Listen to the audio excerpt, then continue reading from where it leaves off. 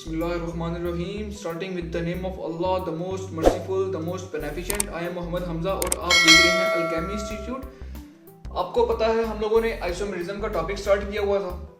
Isomerism में मेरे पास दो तरह की टाइप्स होती है, कॉन्स्टिट्यूशनल आइसोमर और स्टीरियो आइसोमर। कॉन्स्टिट्यूशनल आइसोमर में फर्दर टाइप्स थी, chain isomer, position isomer, functional group isomer. ये सारा कुछ हम लोगों ने कवर कर लिया था और इस वीडियो का लिंक डिस्क्रिप्शन में पड़ा हुआ है, आप चेक कर सकते हैं। स्टीरियो आइसोमर की बात करें तो स्टीरियो आइसोमर की फर्दर दो टाइप्स थी मेरे पास, कॉन्फर्मेशनल आइसोमर और कॉन्फिगरेशनल आइसोमर। कॉन्फर्मेशनल आइसोमर में हम लोगों ने डिफरेंट कॉन्फर्मेशंस ड्रॉ की थी और अभी तक हम लोग इसी टॉपिक पे हैं। कॉन्फर्मेशनल आइसोमर में हम लोगों ने न्यूमैन प्रोजेक्शन ड्रॉ कर ली थी। अब जो अगला टॉपिक है वो क्या है, साइक्लोहेक्सेन। हम लोगों ने साइक्लोहेक्सेन की 3D स्टडी करनी है। साइक्लोहेक्सेन आपको पता है, अब इसमें साइक्लो आ चुका है कि हेक्सेन जो है 6 कार्बन की चेन, वो मेरे पास साइक्लिक फॉर्म में। ठीक है, साइक्लिक फॉर्म में कैसे है, इसको जरा इसका स्ट्रक्चर ड्रॉ कर लेते हैं। अब जब भी हम लोग साइक्लोहेक्सेन का 3D स्ट्रक्चर ड्रॉ करेंगे तो वो कभी भी आपके पास सिंपल लीनियर स्ट्रक्चर में नहीं आएगा, जिस तरह के ये वाला है। ये कौन सा स्ट्रक्चर है, लीनियर स्ट्रक्चर है, सिंपल। कभी भी 3D स्ट्रक्चर आपको साइक्लोहेक्सेन इस तरह का नहीं मिलेगा, क्योंकि इसमें रिपल्शन होती है, तो ये हाईली अनफेवरेबल स्ट्रक्चर है।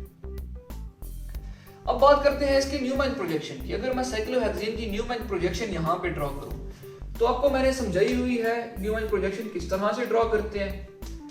चलिए स्टार्ट करते हैं न्यूमैन प्रोजेक्शन। आप देखिए, पहला कार्बन हम लोग हमेशा इस सेंटर वाले को लेते हैं, सेंटर वाला पहला आ गया। अब इसकी बैक पे जो कार्बन एटम है उसको हम लोग इस सर्कल से शो करते हैं। ये सेकंड वाला कार्बन एटम आ गया। अब ये साइक्लिक स्ट्रक्चर है, साइक्लोहेक्सेन है, तो अब हमने न्यूमैन प्रोजेक्शन भी साइक्लिक ही ड्रॉ करनी है। CH2, ये आ गया तीसरे वाला कार्बन एटम।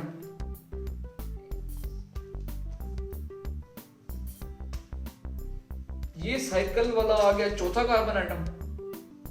ये सेंटर वाला आ गया पांचवा कार्बन एटम और ये आ गया छठा कार्बन एटम। ठीक है, ये साइक्लिक स्ट्रक्चर बन गया। अब आप देखिए न्यूमैन प्रोजेक्शन में हम लोग डिफरेंट कॉन्फर्मेशन ड्रॉ करते हैं, इक्लिप्स कॉन्फर्मेशन, स्टैगर्ड कॉन्फर्मेशन। इसमें हम लोग वो किस तरह से डिफरेंशिएट कर पाएंगे कौन सी इक्लिप्स है, कौन सी स्टैगर्ड है। अगर मैं यहां पर सारे हाइड्रोजन लगे हुए, अगर मैं इसको रोटेट करवाऊं इस सर्कल वाले को, क्योंकि हमेशा हम लोग सर्कल वाले को रोटेट करवाते हैं और हमेशा 60 डिग्री पे रोटेट करवाते हैं। ये बेसिक कॉन्सेप्ट है, ये आपको सबको मैंने प्रोवाइड किए हुए हैं, आप मेरी वो वीडियोस देख सकते हैं। इथेन, प्रोपेन, ब्यूटेन, पेंटेन, सब में हम लोगों ने ये चीजें पढ़ी हुई हैं। ठीक है, अभी तक आपको ये सारी चीजें क्लियर होनी चाहिए। अगर मैं इसको रोटेट करवाता हूं तो ये वो जो बॉन्ड बन रहा है CH2 के साथ, ये कहां पे जाएगा हमें नहीं पता कहां पे जाएगा। तो मतलब न्यूमैन प्रोजेक्शन से भी हम लोग ये डिफाइन नहीं कर पाते कौन सा इक्लिप्स है, कौन सा स्टैगर्ड है।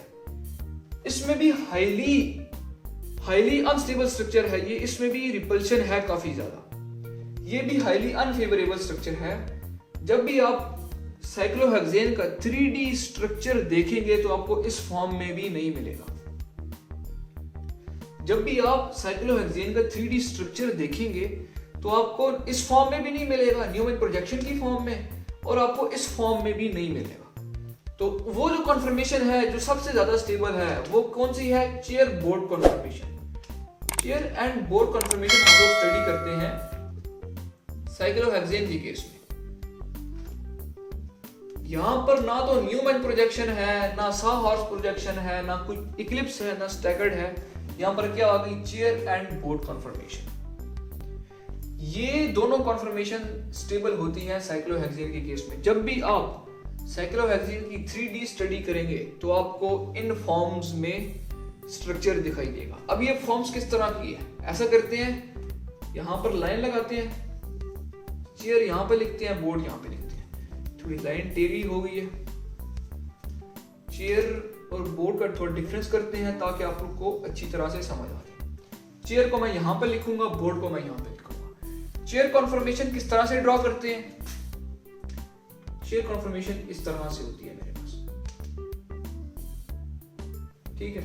ये पहला कार्बन एटम, दूसरा, तीसरा, चौथा, पांचवा और ये छठा कार्बन। बोर्ड कॉन्फर्मेशन सिंपल, जो बोर्ड का जिस तरह शेप होती है, सिंपल बोर्ड की तरह, पहला कार्बन एटम, दूसरा, तीसरा, चौथा, पांचवा, छठवां, या first, second, third, fourth, fifth, sixth, ठीक है। चेयर हो गई, बोर्ड हो गई। अब चेयर कॉन्फर्मेशन में यहां पर सारे हाइड्रोजन एटम्स लगे हुए हैं, यहाँ पे मतलब हर कार्बन एटम के साथ दो दो हाइड्रोजन है, यहाँ पर भी हर कार्बन एटम में दो दो हाइड्रोजन है।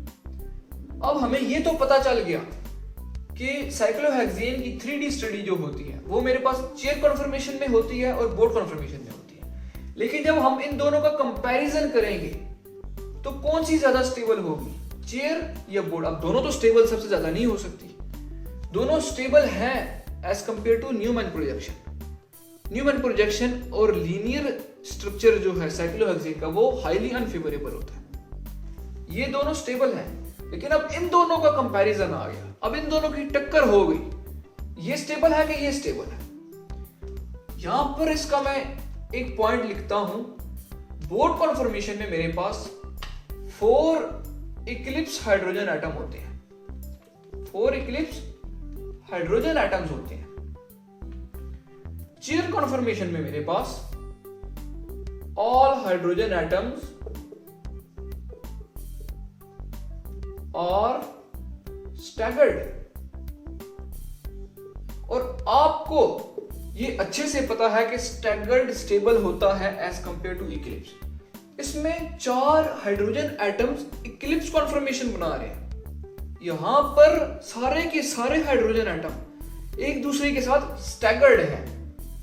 तो क्या बात सामने आई कि chair conformation is more stable then board conformation. यहां तक बात क्लियर हो गई। अब इसमें एक और पॉइंट ये भी आता है कि बोर्ड क्यों कम स्टेबल है चेयर से। एक रीजन तो ये हो गई कि इसमें 4 इक्लिप्स हाइड्रोजन एटम है, इसमें सारे स्टैगर्ड। दूसरा पॉइंट इसमें यह है कि यहां पर एक हाइड्रोजन एटम होता है, यहां पर भी एक हाइड्रोजन एटम होता है, और जब हम लोग बोर्ड को 3D व्यू से देख रहे हो, 3D स्ट्रक्चर देख रहे हो जब हम लोग बोर्ड कॉन्फर्मेशन का, तो ये हाइड्रोजन और ये हाइड्रोजन काफी क्लोज होते हैं एक दूसरे के। तो जिस वजह से इस हाइड्रोजन और इस हाइड्रोजन की रिपल्शन होती है, इस हाइड्रोजन की जो रिपल्शन होती है उसको हम लोग कहते हैं flagpole repulsion, flagpole repulsion. तो हम लोग ये कह सकते हैं कि बोर्ड कम स्टेबल है as compare to chair due to the following reason. पहली रीजन क्या है कि in boat conformation 4 hydrogen atoms are eclipse while whereas in staggered conformation all the hydrogen atoms are staggered. And the second reason is that in board conformation there is hydrogen repulsion which is called flagpole repulsion, which makes the board conformation less stable than chair conformation.